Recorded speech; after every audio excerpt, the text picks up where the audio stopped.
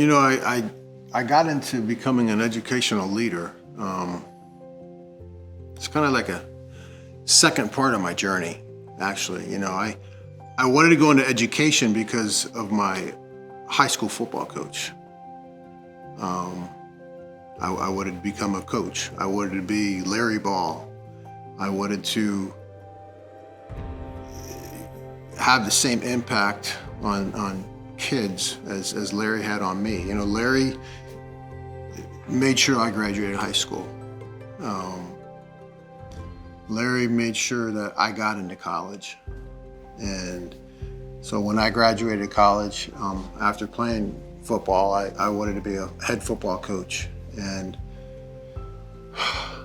I was coaching football, and in 1994, I had the wonderful opportunity to become a head football coach because someone took a chance on me. George Sotolongo hired me as a head football coach at Barbara Goldman Senior High School. And I was living my life. That was my purpose. But working with Mr. Sotolongo and seeing how he cultivated and had such an impact on so many educators and so many students, that his leadership inspired me to go into administration. And being a part of that process that he created, that culture that he created at Barbara Goldman Senior High School, I said, you know, I would have taken my coaching ability and do it. I would have coached at school, because as a leader, as a principal, that's what we are. We're coaches. And it's Mr. Sotolongo. The reason why I became an educational leader was because I wanted to make a difference in a student's life. Not just make a difference, but unlock every student's potential in some sort of way. After years of being in the classroom, it was very exciting, but I was very limited to the four walls of my classroom. And I felt stepping into the leadership role, I would have a larger landscape to really change lives, to go out into the community and meet with community partners, and really, most of all, be able to mentor. Because as an educator, as a teacher, we instill the love of learning, but also our passion is to teach. I chose to become an educational leader because I'm going to tell you a story that I've never told before. At 9 years old, I was at Richmond Elementary School. Went to the cafeteria to have lunch. And I don't know if the cafeteria lady was having a bad day or not. And she looked me in my eyes and told me that I would never be anything. That hurt my feelings.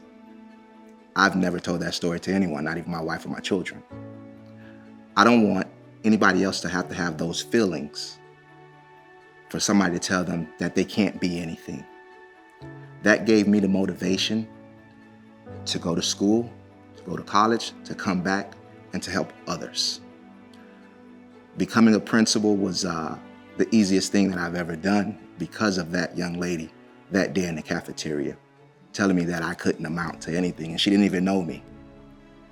So that was the driving force behind me becoming a principal, to show everybody, and now that you know the story, that a kind word helps people go a long way.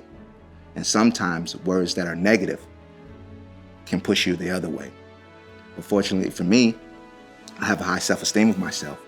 So I was able to push forward, and I wanted to give back to others so they never have to be hurt by the cafeteria lady.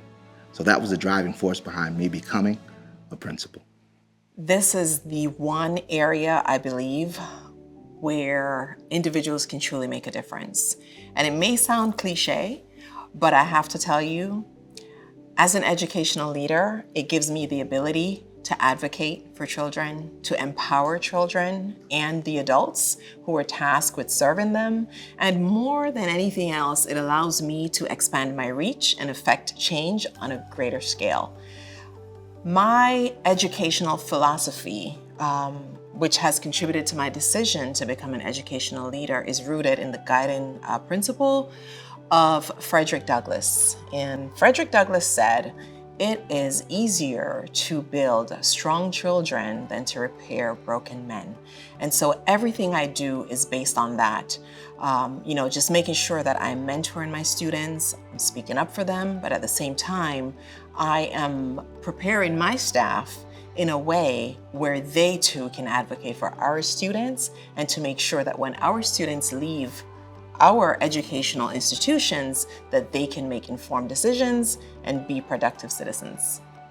If I look at it, what's the most favorite thing about being a principal is really building relationships, not just with students and not just with staff, but also with my industry professionals, also industry leaders, community leaders, really being able to advocate for students, right?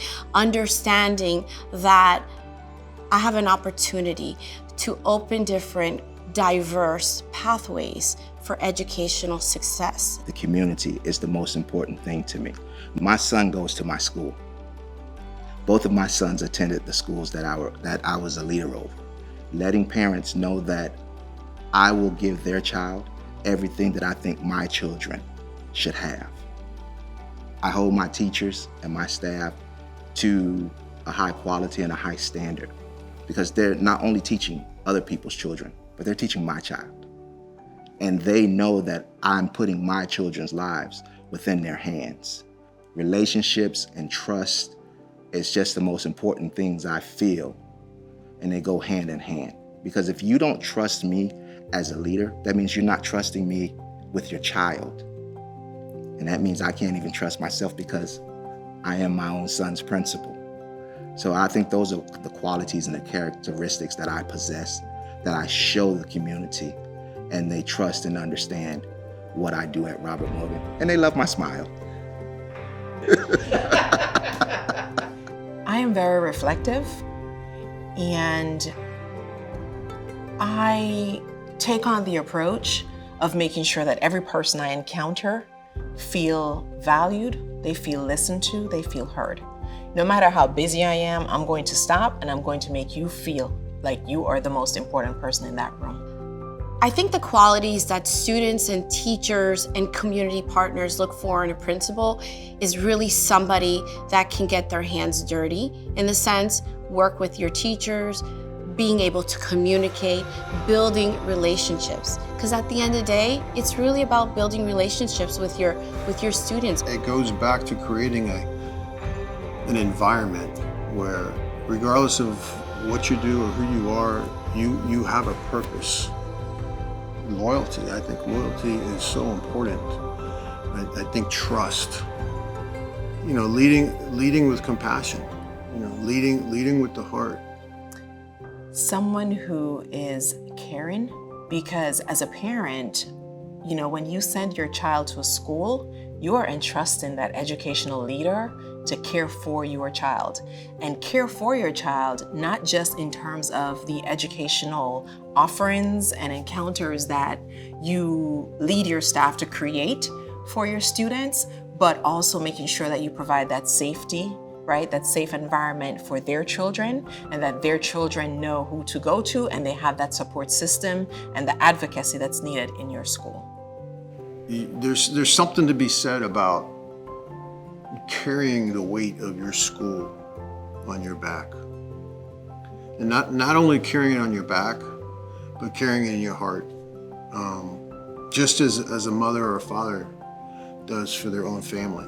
But I believe my responsibility as a principal is to creating that environment where students will thrive, and our teachers and our entire faculty and staff thrive. That's why I love coming to work every day.